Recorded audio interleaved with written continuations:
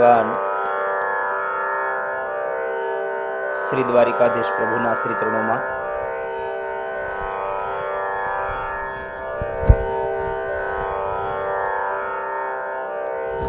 તેમજ મારા માતા પિતા ગુરુ મહારાજ એમના ચરણોમાં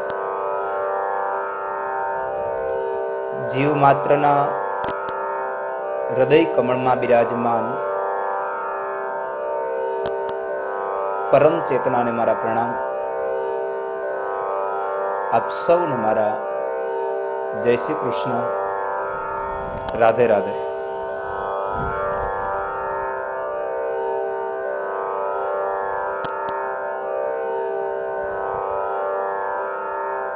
લોકડાઉનની આ પરિસ્થિતિના સમયમાં કોરોનાની મહામારીનું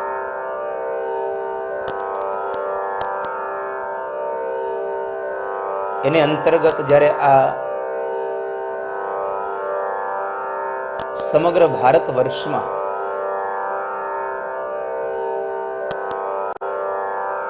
લોકડાઉનનું બીજું ચરણ જ્યારે સંપન્ન થવા જઈ રહ્યું છે ત્યારે અને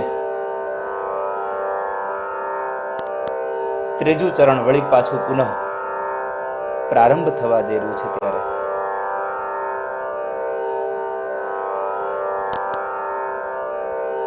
આજે આપણા આ ભગવદ ચિંતનનો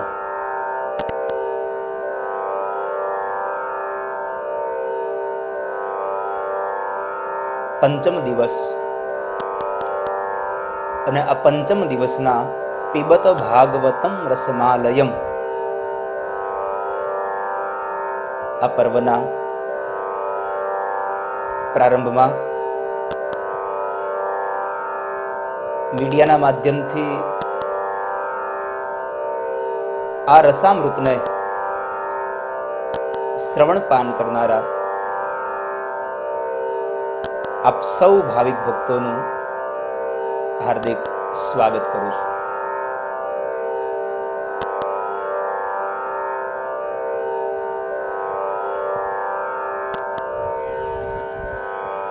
આવો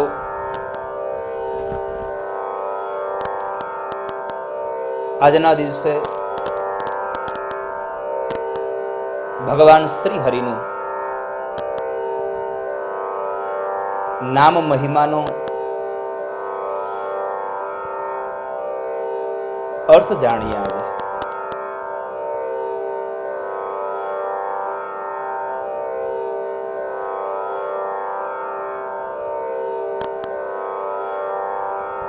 આજે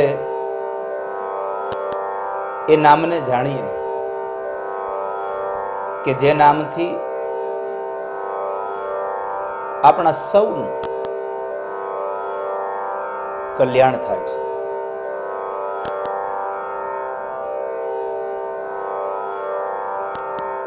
આપણી જીભ સદૈવને માટે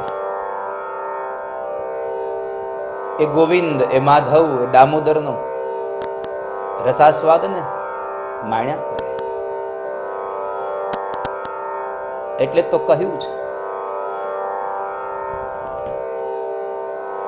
જીહવે સદેવમ ભજ સુંદરાણી નામાનિ કૃષ્ણસ્ય મનોહરાણી સમસ્ત ભક્તાર્તિ વિનાશનાની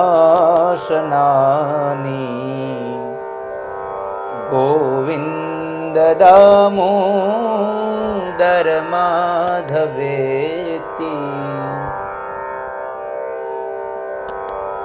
એ ગોવિંદના ગુણાનુવાદને સદૈવને માટે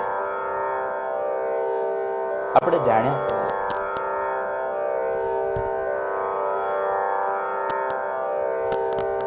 એવા ભગવાન શ્રી હરિનો આજનો મારો વિષય છે નામ મહિમા. પરમાત્માના નામનો કેટલો મહિમા છે.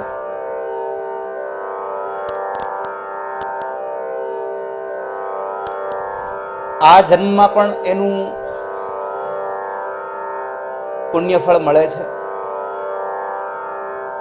અને આવનારા જન્મમાં પણ એનું ફળ આપણને મળે છે. આ લોકમાં પણ પરલોકમાં પણ ભગવાનના નામનો મહિમા અપાર છે.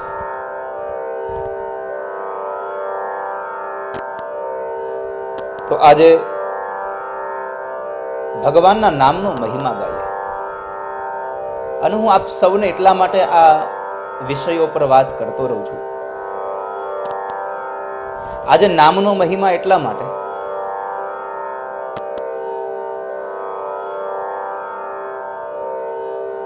જ્યાં જે સ્થળમાં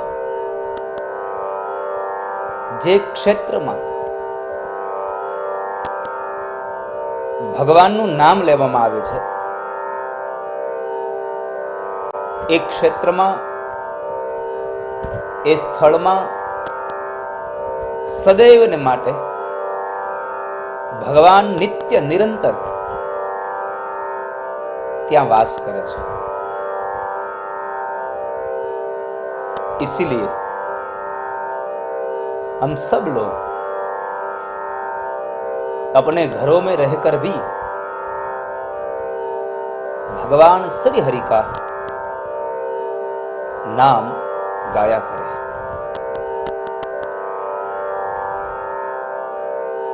શ્રીમદ ભાગવતજીમાં બતાવ્યું છે જ્યાં જ્યાં પ્રભુની ભક્તિ થાય છે, જો કે સ્વયં ભગવાન નારાયણે દેવર્ષિ નારદને આ વાત કરી છે. સ્વયં ભગવાન શ્રી હરિ બોલ્યા છે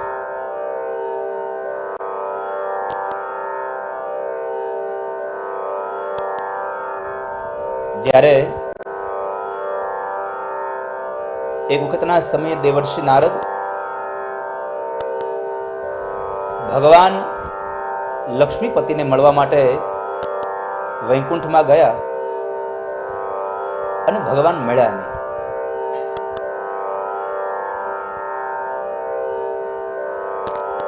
ભગવાન ન મળ્યા. દેવર્ષિ નારદ ફરી પાછા આવ્યા, પુનઃ ભગવાનને મળવા માટે જાય છે. ભગવાન મળ્યા નહીં.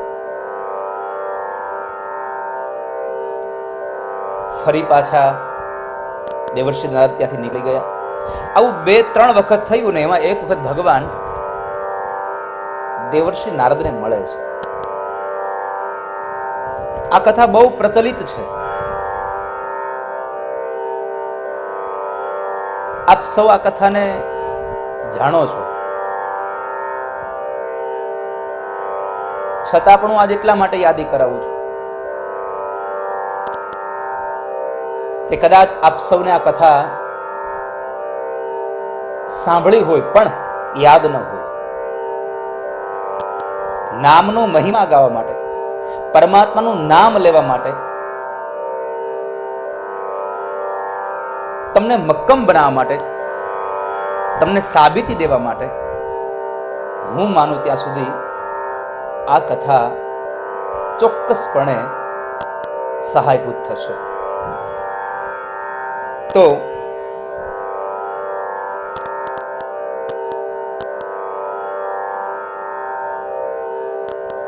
દેવર્ષિ નારદ જ્યારે મળે છે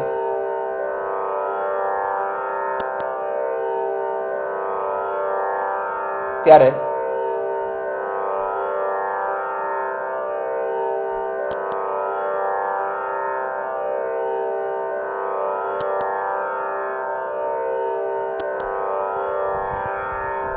ભગવાનને પ્રશ્ન કર્યો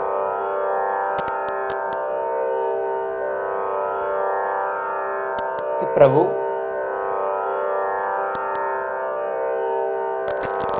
હું આટલો સમય વખતથી અહીંયા આવું છું,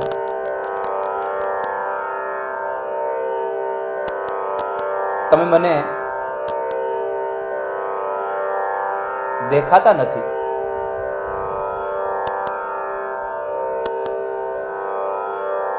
તો પ્રભુ તમે રહ્યો છો ક્યાં?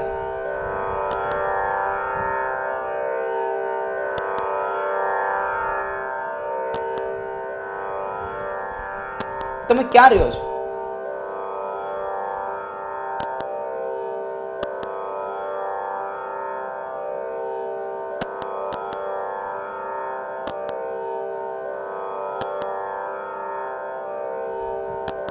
ત્યારે ભગવાન નારાયણે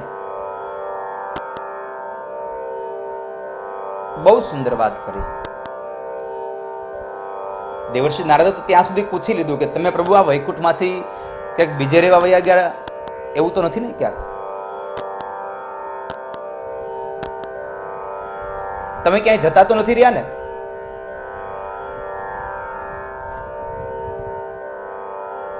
ત્યારે ભગવાન કહે છે કે હે દેવર્ષિ, નાહમ વસામી વૈકુંઠે યોગિનામ હૃદયે ન ચ. નારદ, હું નથી રહેતો વૈકુંઠમાં, નથી રહેતો હું યોગીઓના હૃદયમાં.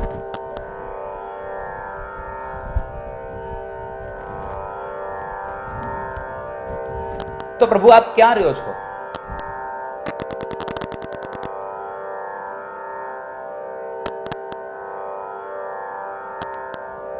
નાહમ વસામી વૈકુંઠે યોગીનામ હૃદયે ન ચ. નારદે ત્વરિત પ્રશ્ન કર્યો, પ્રભુ આપ ક્યાં રહ્યો છો? નથી વૈકુંઠમાં રહેતા, નથી યોગીઓના હૃદયમાં રહેતા, તો આપ બિરાજો છો ક્યાં? ભગવાન સ્વયં બોલ્યા છે, મદ ભક્તા યત્ર ગાયંતી તત્ર તિષ્ઠામિ નારદ.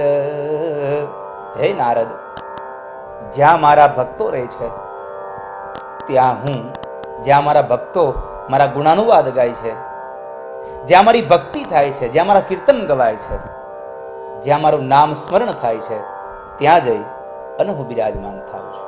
મદ ભક્તા યત્ર ગાયંતી તત્ર તિષ્ઠામિ નારદ.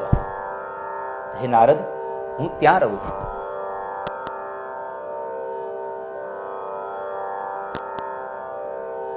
એટલા માટે મેં આ વાત કરી કે સ્વયં ભગવાન એમ કહે છે કે જ્યાં મારા ગુણ ગવાય છે, જ્યાં મારું નામ ગવાય છે, ત્યાં હું રહું છું. તો આપણે જો આપણા ઘરની અંદર રોજ પરમાત્માના નામનું કીર્તન ગાતા હશું, નામ લેતા હશું, તો હું માનું છું ત્યાં સુધી પરમાત્મા આપણા ઘરની અંદર નિત્ય નિરંતર પરમાત્મા વાસ કરશે. તો એવા ભગવાન શ્રી હરિના નામનો કેટલો મહિમા! ભાગવતની અનેક કથાઓ છે, કારણ કે જ્યાં જ્યાં ભગવાનની કથા થાય છે, મેં હંમેશા ભાગવત કથાઓમાં કહ્યું છે કે જ્યારે તમે કોઈ તીર્થયાત્રામાં જવાના હો,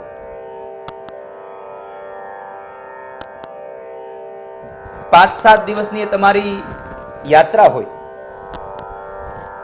અને એ યાત્રા દરમિયાન એ જ તારીખમાં તમારા ઘરની આજુબાજુમાં જો ભગવાનની કથા થવાની હોય, ચાહે એ કથા ભાગવતની હોય, રામચરિત માનસ હોય, શિવ પુરાણની કથા હોય, ગમે તે પુરાણની કથા હોય, પરમાત્માની કથા હોય, તો જો બની શકતું હોય તો તમે તીર્થમાં જવાનું ટાળશો અને બને ત્યાં સુધી ભાગવત કથાને સાંભળજો. શું કામે? એ પણ હું તમને કહું. ભાગવતજીની અંદર એક શ્લોક લખ્યો છે, તમે કદાચ તીર્થમાં જાશો તો 8, 10, 15 દિવસમાં કદાચ વધીને 5-7 તીર્થોના દર્શન કરી અને આવશો. પણ મહાપુરુષો એમ કહે છે કે જ્યાં ભગવાનની કથા થતી હોય છે ત્યાં 68 તીર્થો આવી અને સ્વયં બિરાજતા હોય છે. તો આવા દિવસોમાં આપણે સૌ ભગવાનની કથાઓને સાંભળીએ, કથાઓમાં રહીએ. ગંગા વગેરે તીર્થો ત્યાં આવે છે, તમામ પ્રકારની નદીઓ ત્યાં આવે છે જ્યાં ભગવાનની કથા થતી હોય. અને લખ્યું છે કે જ્યારે દેવર્ષિ નારદ અને સનત કુમારોની વચ્ચે જ્યારે ભાગવતનો મહિમા ગવાય છે ગંગાના કિનારે, ત્યાં ગંગા સહિત તમામ નદીઓ, બધી જ નદીઓ એ કથામાં આવે છે. પુષ્કર વગેરે સરોવરો ત્યાં આવે છે.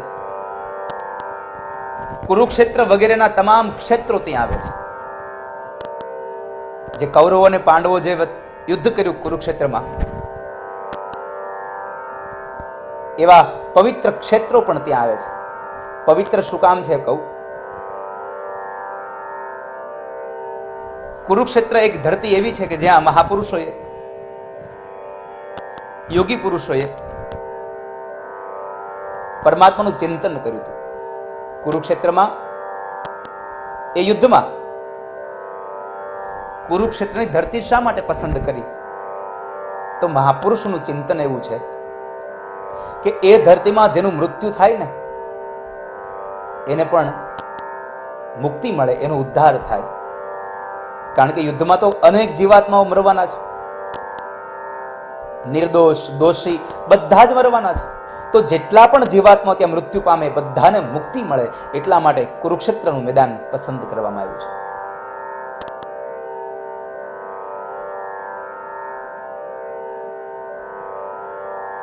બીજી વાત એ પવિત્ર છે એની ખાતરી તમને આપું. ભગવાન કૃષ્ણ જ્યારે દ્વારિકામાં હતા અને ગ્રહણનો સમય આવ્યો અને એ ગ્રહણના સમયમાં ભગવાન પોતે દ્વારિકાથી અનેક વ્યક્તિઓને સાથે લઈ અને કુરુક્ષેત્રના મેદાનમાં ગયા છે. અને ત્યાં આગળ ફરીવાર ગોકુળથી વૃંદાવનથી આવેલા નંદ બાબા, માં યશોદા અને ગોપીઓ સાથે ભગવાનનું મિલન થયું છે. એવા કુરુક્ષેત્ર જેવા અનેક ક્ષેત્રો જ્યાં ભગવાનની કથા વંચાતી હોય ત્યાં આગળ આવીને બિરાજમાન થાય છે. બધી જ દિશાઓ, દરેક દેવતાઓ, દરેક રાક્ષસો. આ શબ્દ મને આજે જયારે વાંચ્યો ત્યારે મને આમ જરા મેં વિચાર્યું કે અહીંયા રાક્ષસો પણ શું કામ લખ્યા હશે? કથામાં દેવતાઓ આવે, અન્ય તીર્થો આવે, સજ્જનો આવે, ઋષિમુનિઓ આવે, બરાબર છે, પણ રાક્ષસો શું કામ એને?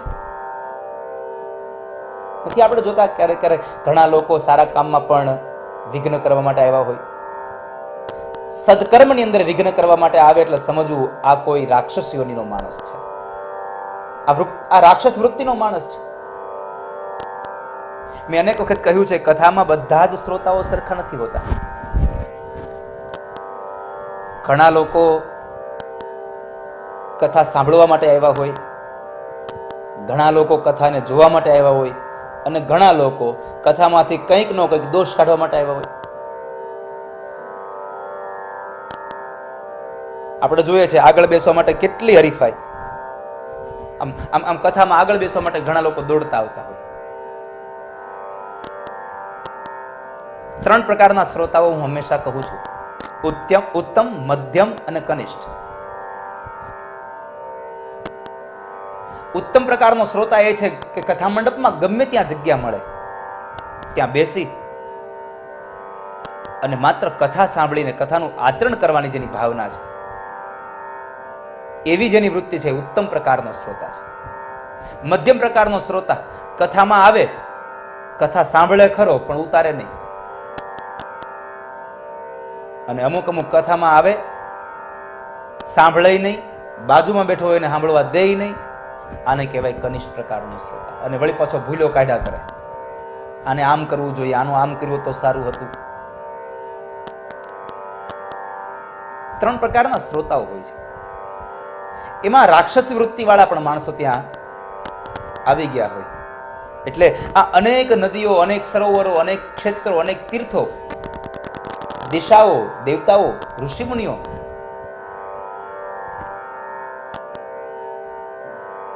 કેટલા ઋષિ આવ્યા, ભૃગુર, વશિષ્ઠ, ચ્યવન, ગૌતમ, દેવલરાત, અનેક અનેક ઋષિઓ આવીને કથાને સાંભળે છે.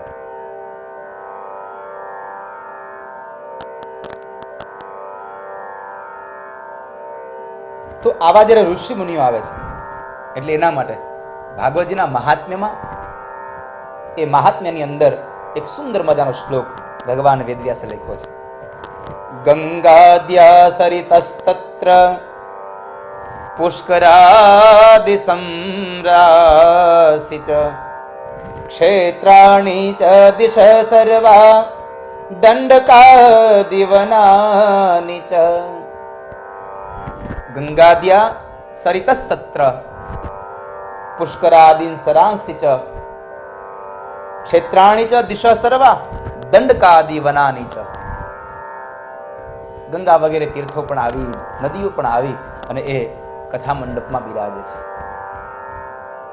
હું રોજના માટે ભગવાન નામનો મહિમા, સત્સંગનો મહિમા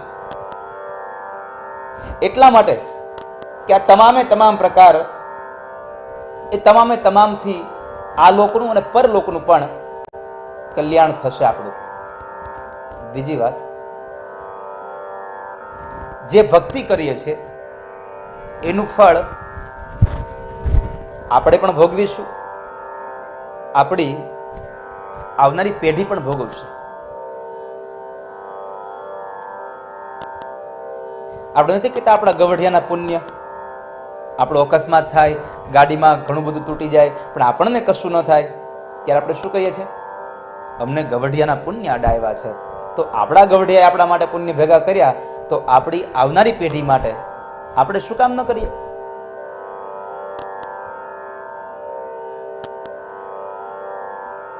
એટલે તમને કહું છું, ભગવાનના ગીત ગાઓ, એટલે પરમાત્માના ગીત ગાઓ. અને આપણે આજે સત્સંગ આજે સાંભળીએ છીએ, કોઈ વાર કથામાં જઈએ છીએ, એ શું આપણને એમને મળી ગયો છે? ના, આપણા ગત જન્મના કર્મને કરી, આ જન્મના કોઈ સારા કર્મને કરી અને ભગવાને આપણા પર કૃપા કરી છે, આપણે સત્સંગમાં જવા માટે પ્રેરાયા છે. કેટલા જન્મોની આપણી કૃતિ હોય ત્યારે આપણને મળે, સત્સંગ એમને ન મળે. એટલે તો લખ્યું, આ દુનિયામાં બધું જ સરળ છે, સહજ છે, પણ સંત સમાગમ દુર્લભ ભાઈ. સંતોનો સંગ, સત્સંગ આ બહુ દુર્લભ છે. ભાગવતજીનો એક શ્લોક છે, ભાગ્યોદયેન બહુ જન્મ સમર્જિતેન સત્સંગ મંચ લભતે પુરુષો યદાવે.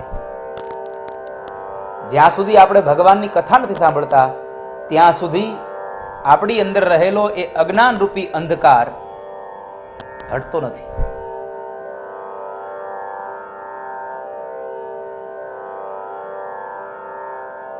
આપણી અંદર મોહ છે, અજ્ઞાન છે, અંધકાર છે, ત્યાં સુધી નષ્ટ થતું નથી.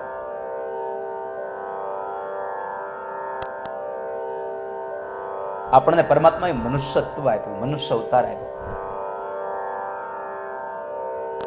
અને આ જન્મમાં હું આજે જ ભાગવતજીનો એક અધ્યાયનો પાઠ કરતો હતો અને મારી સામે આવ્યું, ભગવાને 10 પ્રકારના સર્જનો કર્યા છે, એમાંથી મનુષ્ય છે એક જ પ્રકાર છે, મનુષ્યના પ્રકારો નથી. પક્ષીઓ છે તો એમાં પોપટ આવે, એમાં પાંખવાળા પક્ષીઓ આવે છે, એમાં મોર આવે છે, એને પક્ષી કહેવાય. પણ મનુષ્ય તો મનુષ્ય જ છે, એક જ માત્ર સર્જન. કેટલું દુર્લભ સર્જન ભગવાન આપણા માટે કર્યું. એમાં તો ત્યાં સુધી લખ્યું હતું કે મનુષ્યને એક માત્ર ને બુદ્ધિ આપી છે કે જે બુદ્ધિ દ્વારા સત્કર્મને કરી અને પોતાનું આ જીવન ધન્ય કરે. પણ આપણે તો શું કરીએ? આ બુદ્ધિનો એવી જગ્યાએ ઉપયોગ કરીએ કે જ્યાં બધું ભેગું કરવાનું. ભાગવતજીમાં સ્પષ્ટ લખ્યું છે કે જીવાત્મા એની બુદ્ધિનો ઉપયોગ એવી જગ્યાએ કરે છે કે આ વિષય સુખોને, કે જેમાં દુઃખ ભર્યું છે એવા વિષય સુખોને મેળવવા માટે પોતાની બુદ્ધિનો ઉપયોગ કરે છે.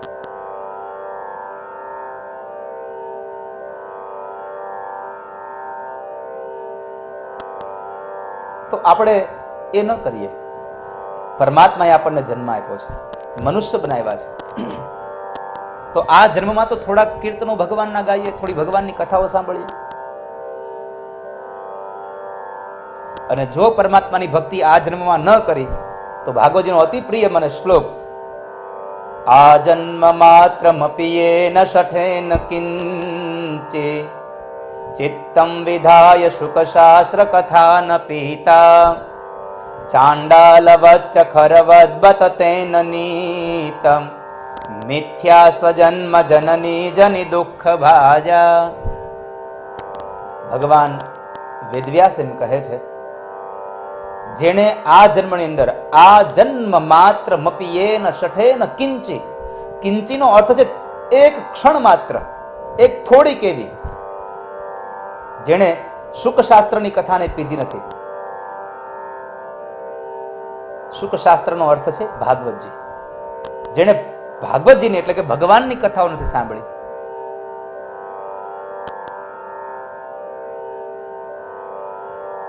એને આ જન્મ ચાંડાલ વચ્ચે, ચાંડાલ વચ્ચ ખરવદ્બત તેન નીતમ, એનો જન્મ ચાંડાલ છે, ગધેડા જેવો છે. ગધેડો આ જન્મ આ ધરતી પર જન્મ લે છે, પણ માત્ર ને માત્ર પોતાનો આ ભાર વહન કરવા માટે આવે છે. માત્ર આ ધરતી પર ભાર વહન કરવા આવે છે.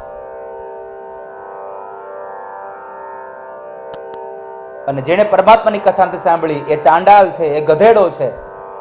અને છેલ્લે અંતમાં તો એટલું કહ્યું ભગવાને, મિથ્યા સ્વજન્મ જનની જનિ દુઃખ ભાજા. આપણો જન્મ થાય છે, પણ જો પરમાત્માની કથા ન સાંભળી તો આપણે માત્ર ને માત્ર આપણી માતાને પ્રસૂતાની વેદના દેવા માટે જન્મ લીધો છે. બીજું કશું જ કારણ આપણું આ ધરતી પર જન્મનું નથી. આવું સાર્થક કર્યું છે. છેલ્લી પંક્તિમાં ત્યાં સુધી લખ્યું, ધૈક્તમ નરમ પશુ સમમ ભુવિ ભાર રૂપમ. આ ધરતી ઉપર આવેલો એ જીવાત્મા પશુ સમાન છે, જેણે પરમાત્માની કથા નથી સાંભળી. રામચરિત માનસ પણ કહે, જીન હરિ કથા સુની નહીં કાના. જેણે ભગવાનની કથા પોતાની કાનથી નથી સાંભળી, એને આ કાન શ્રવણ અરુરંધ્ર સમાન. એને આ કાન માત્ર ને માત્ર સાપને રહેવા માટેના દર સમાન સમજવા, જેણે ભગવાનની કથા નથી સાંભળી. જીન હરિ કથા સુની નહીં કાના. તો આપણે પરમાત્માની કથાઓને સાંભળીએ. આટલો સુંદર ભગવાને અવતાર આપ્યો છે. હું વારંવાર કહું છું ને કથામાં કે ક્યારેક ક્યારેક કથા ગામમાં બેઠી હોય તો ઘણા લોકો એમ કહેતા હોય કે અમે આજ નહીં, અમે કાલ જશું, આજ નહીં, અમે કાલ જશું, અમે તો નંદ ઉત્સવમાં જશું. એટલે તમે નંદ ઉત્સવનો સીધો જ સિક્કો મારી દો, આગળના 3 દિવસ તમે કરશો શું?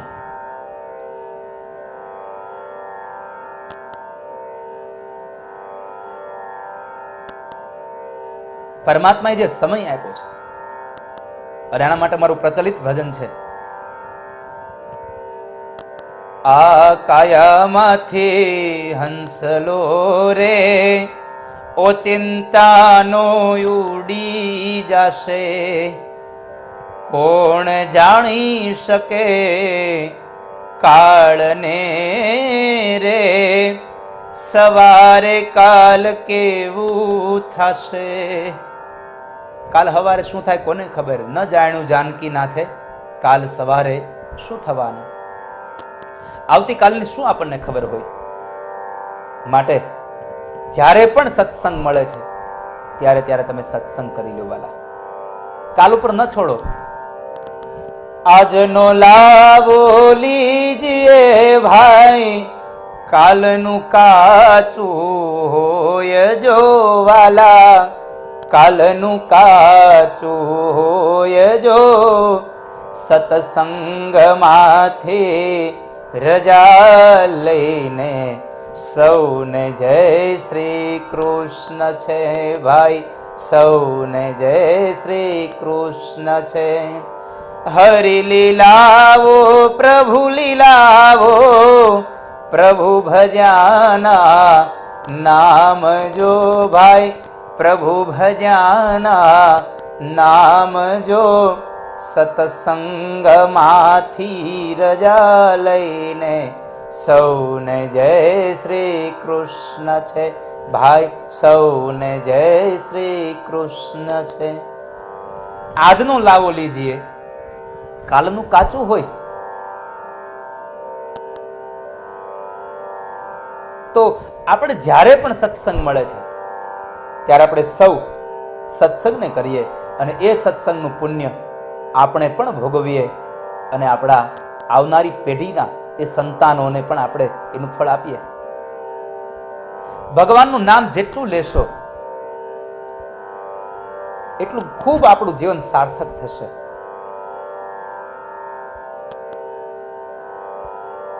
એટલે આપણા અનેક જન્મના પુણ્યો અને એનો જ્યારે ઉદય થયો ત્યારે આપણે આજે આ સત્સંગના માધ્યમથી પરમાત્માના નામનું શ્રવણ કીર્તન કરી રહ્યા છીએ. અને એના માટે એટલું જ કહીશ, હું જ્યારે જ્યારે અહીંથી કોઈ પંક્તિ ગાઉં ને ત્યારે ત્યારે આપ સૌને મારી પ્રાર્થના છે કે તમે પણ એ પંક્તિને ગાવાના પ્રયત્નો કરજો સાથે. અને અહીંથી એવા જ પદો ગાઉં છું કે જે તમે બધાએ વારંવાર સુધી સાંભળ્યા છે. આ મીડિયાના માધ્યમથી એટલા માટે કહું છું કે આપ સૌને આ બધા જ ગીતોથી વાકેફ છો.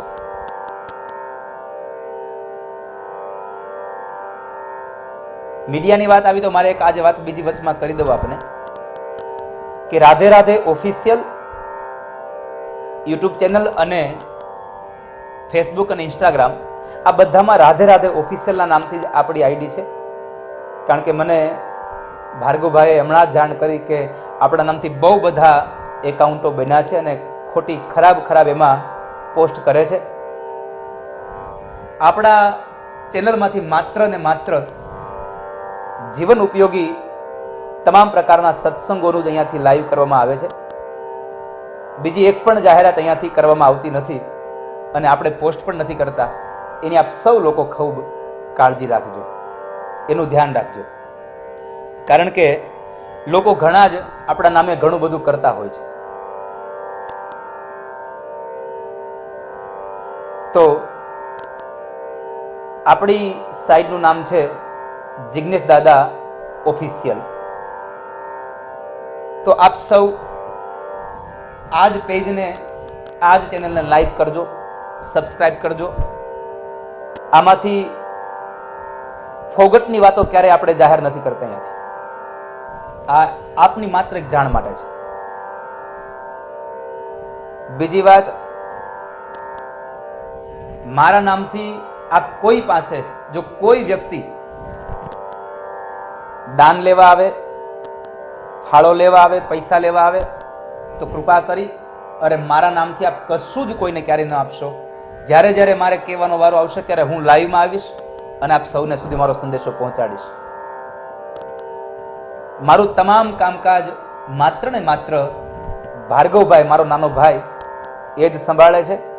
અન્ય બીજું કોઈ આપની પાસે કદાચ એમ કહે કે અમે સંભાળીએ છીએ અને અમે ત્યાં સુધી આપની આ વસ્તુ પહોંચાડશું, ન આપશો. આજે જ મારી સામે એક દાખલો આવ્યો, અમેરિકાથી એક મેસેજ આવ્યો કે તમારા નામથી અમારી પાસેથી $151 અહીંયાથી લીધા છે અન્નક્ષેત્ર માટે. તો હું કૃપા કરીને આપ સૌને પ્રાર્થના કરું છું કે મારા નામથી કોઈ આપની પાસે પૈસા માગે, એક પણ રૂપિયો ન આપશો. આપ સૌની જાણ માટે. તો આપણું આ જે સત્સંગ છે એ આજ નહીં, આવતા સમયમાં પણ અને ગયા સમયનું કર્મ પણ એ આપણને આજે આ સત્સંગના ભાગરૂપે મળ્યું છે. એના માટે આપણું પ્રસિદ્ધ ગીત અને એની બે પંક્તિઓ છે. કર્યું હતું તે આજે મળ્યું, કર્યું હતું તે આજે મળ્યું, ખાઈએ આજે પહેલા દળિયું, ખાઈએ આજે પહેલા દળિયું, હજી કહું છું આવો ગોવિંદના ગુણ લાગાવો. હજી કહું છું વાવો, ગોવિંદના ગુણ લાગાવો.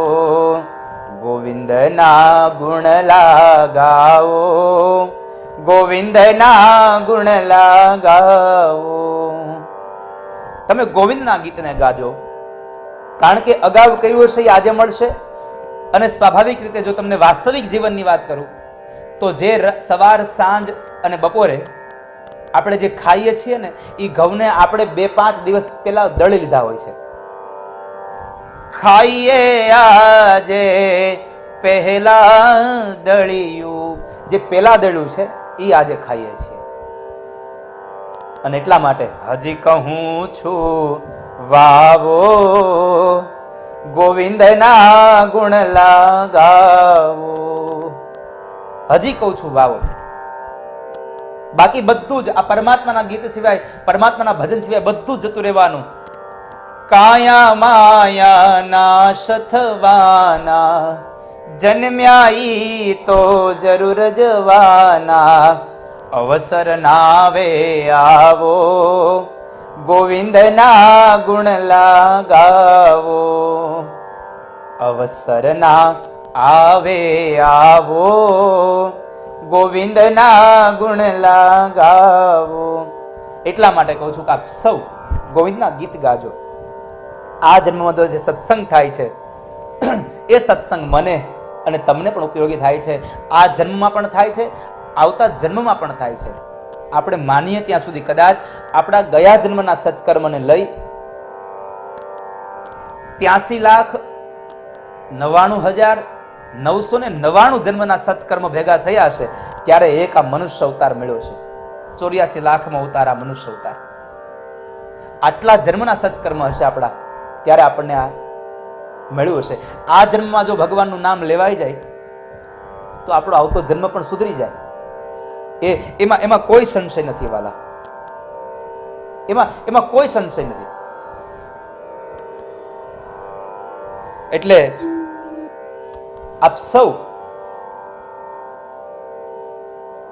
પરમાત્માનું ભજન કરજો. એક જન્મમાં ભગવાનનું સ્મરણ થાય અને બીજો જન્મ સારો મળે, એની એક કથા કહી અને હું આજનો સત્સંગ અહીંયા વિશ્રામ તરફ લઈ જાઉં.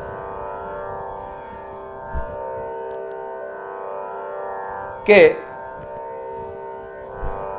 આપ સૌએ આ કથાને સાંભળી જશે.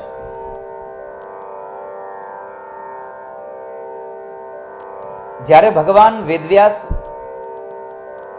અનેક પુરાણોને લખ્યા પછી અશાંતિનો અનુભવ કરતા હતા, ત્યારે દેવર્ષિ નારદ ત્યાં આવે છે.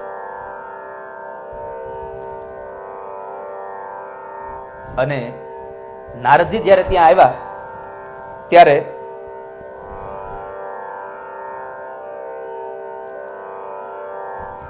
નારદજીએ પ્રશ્ન કર્યો કે હે વેદવ્યાસ, આપ કેમ ચિંતિત છો? અને પછી વેદવ્યાસજીએ પોતાની બધી જ વાત કરી અને નારદજીએ એને ચતુશ્લોકી ભાગવત અર્પણ કર્યું અને એ ભાગવતનો વ્યાસજીએ વિસ્તાર કર્યો. પણ એ બધી વાતો ન કરતા મારે તમને મૂળ ભાગ પરમાત્માના ભજનનો કેટલો પ્રભાવ છે,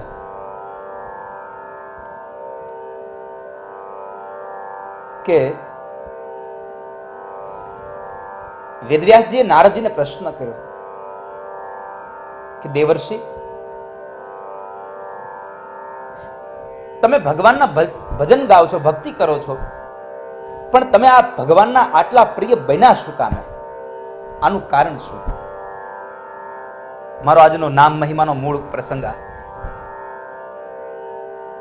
કે જેણે ભગવાનનું નામ લીધું અને દેવર્ષિ નારદ બન્યા છે. અને ત્યારે દેવર્ષિ નારદ પોતાના પૂર્વ જન્મની કથા કરે છે.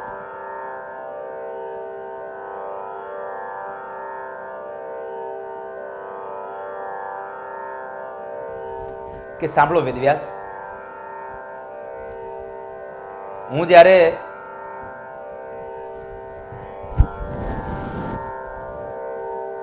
મારા ગયા જન્મની કથા કહું આપને.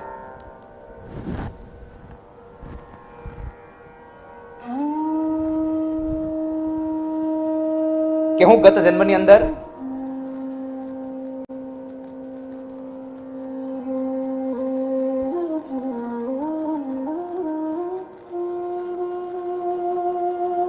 એક વેદવાદી બ્રાહ્મણને ત્યાં એક દાસી અને એ દાસીનો હું દીકરો હતો.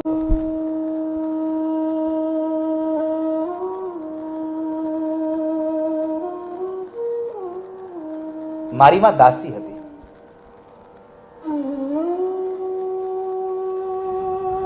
ભગવાનનું નામ લેવાથી આવનારો જન્મ સુધરી પણ જાય છે અને ભગવાનના નામનો મહિમા જ્યાં ગવાતો હોય ત્યાં અડચણ ઊભું કરવાથી, વિક્ષેપ ઊભો કરવાથી આવતો જન્મ બગડી પણ જાય છે. એનું એક જ માત્ર દ્રષ્ટાંત દેવર્ષિ નારદ.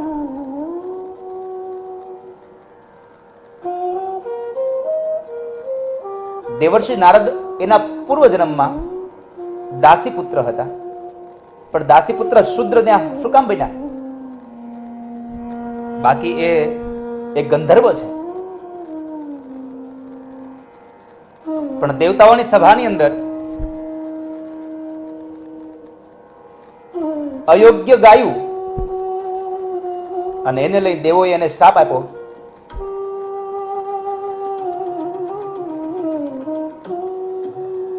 અને એ શ્રાપને લઈ અને એ ગંધર્વ દાસી પુત્ર બ્રાહ્મણ બને છે. એ દાસી પુત્ર થાય છે.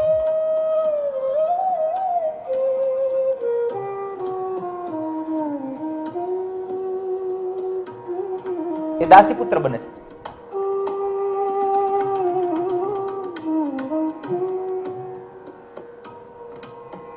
વેદવ્યાસ આ બધો જ પ્રતાપ ભગવાનના નામનો છે.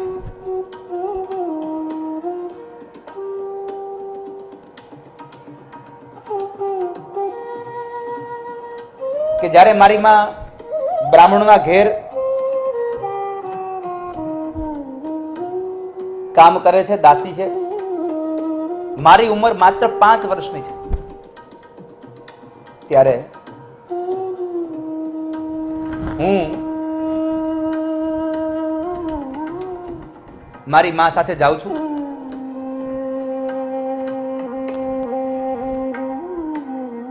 અને મારી માં જે બ્રાહ્મણોના ઘરનું કામ કરે એમાં હું એને સહાય કરું.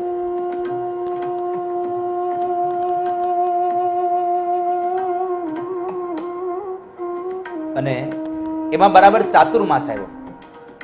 ચાતુર્માસમાં એ બ્રાહ્મણના ઘેર ઘણા સંતો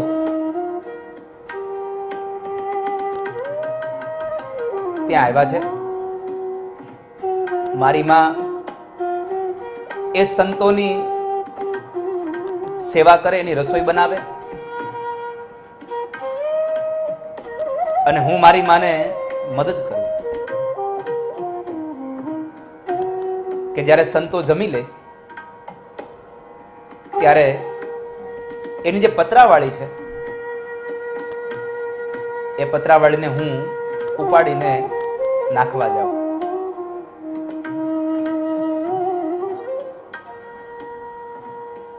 એમાં બરાબર સંતો જમી લે, જ્યારે સત્સંગ કરે ત્યારે હું સત્સંગમાં બેસી જાઉં. મારી માં એનો ઘરકામ પતાવે,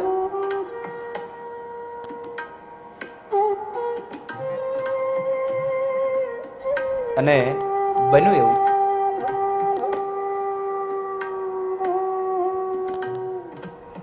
કે એ સત્સંગમાં ને સત્સંગમાં જેમ જેમ દિવસો આગળ જતા ગયા મારું મન પરમાત્માની અંદર સ્થિર થતું ગયું.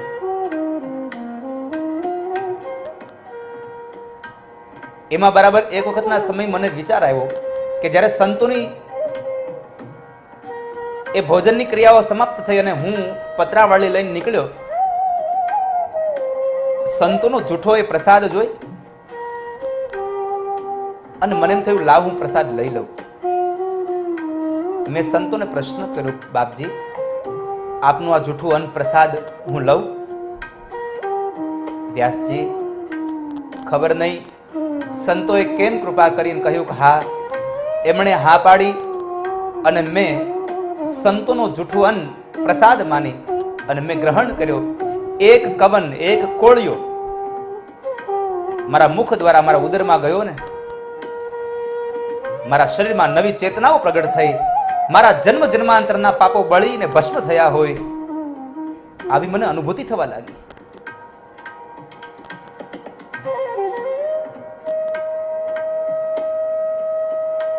પછી શું થયું દેવર્ષિ? પછી તો ખબર નહીં વ્યાસજી, ભગવાનમાં એટલું મન લાગી ગયું કે જોત જોતામાં 4 મહિનાનો સમય પસાર થયો અને એ સંતો જ્યારે વિદાય લેવા માટે નીકળે છે ત્યારે મેં સંતોને પ્રાર્થના કરી, બાપજી આપ મને આપની સાથે લઈ જાવ ને, મને તમારી સાથે લેતા જાવ ને, મારે આવવું છે.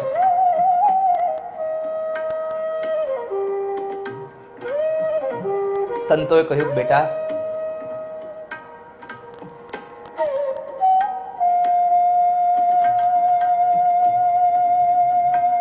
તારી હજી એક ફરજ બાકી છે દીકરા. ભગવાન પ્રત્યે આટલો ભાવ જોઈને અમે રાજી થયા છીએ કે આટલા નાના બાળકને પરમાત્મા પ્રત્યે આટલો ભાવ.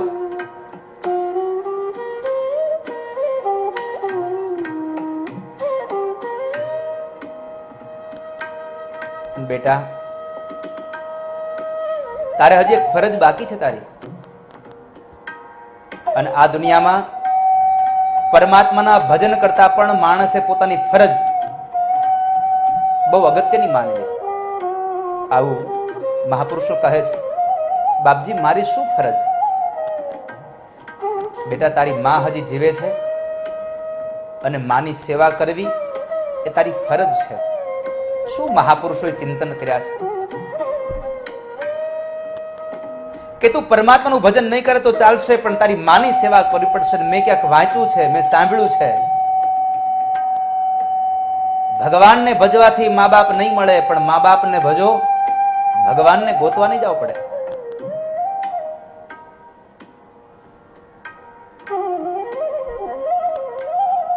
તો એટલા માટે મા બાપની સેવા કરજો વાલા.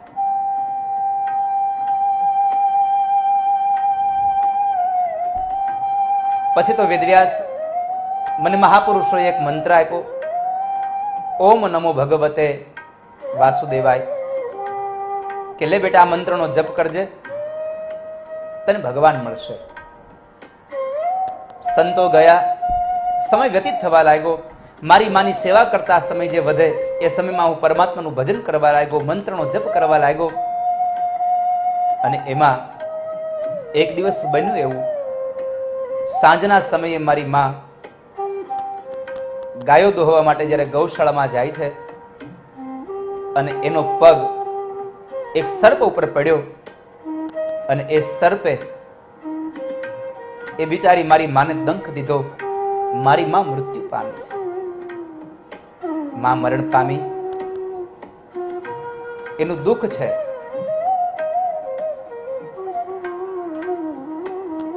એનો મને વિષાદ છે, એનો શોક છે, પણ એક બાજુ મનમાં આનંદ છે. આજ મારી ફરજ પૂરી થઈ, હવે તો બસ પરમાત્માને ભજવા સિવાય મારું બીજું કોઈ કામ નથી.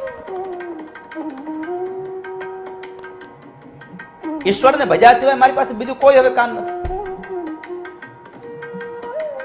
અને આપણી જિંદગીમાં પણ જે કંઈ થાય ને એમાં પરમાત્માને ખૂબ આગ્રતા આપજો. જે કરશે હરિ મમ હિતનું, એ ભરોસો કદી જાય નહીં. હું હરિનો, હરિ છે મમ રક્ષક, એ નિશ્ચય બદલાય નહીં. પરમાત્મા જે કંઈ કરશે એ આપણા હિતનું હશે, ચાહે અહિત કેમ નથી. પૈસા આપણને પરમાત્મા ધન આપે તો પણ સમજવું કે પરમાત્માએ મારે ધન આપીને મારું શું કર્યું. આપણી પાસે જે પૈસો છે એ કદાચ પરમાત્મા પૈસો લઈ લે તો પણ એમ સમજવું કે પરમાત્માએ મારો પૈસો લઈ અને મારી પર આવનારી મોટી વિકટમાંથી મને બહાર કાઢ્યો છે.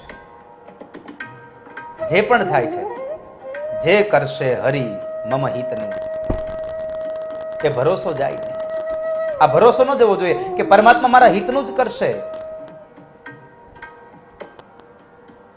પછી તો મારી માનું શ્રાદ્ધ કર્મ કરાવી અને દેવર્ષિ હું ચાલતો થયો અને જંગલોમાં જઈ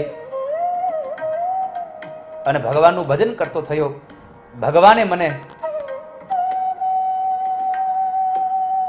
હૃદયસ્થ દર્શન આપ્યા અને મારી બંધ આંખોમાં દર્શન આપીને ભગવાન જતા રહ્યા. હું આકુળ વ્યાકુળ થયો, ક્યાં ગયા ભગવાન, ક્યાં ગયા? આમ કરતો કરતો હું આંખો ખોલી પણ કોઈ મને મળ્યું નહીં.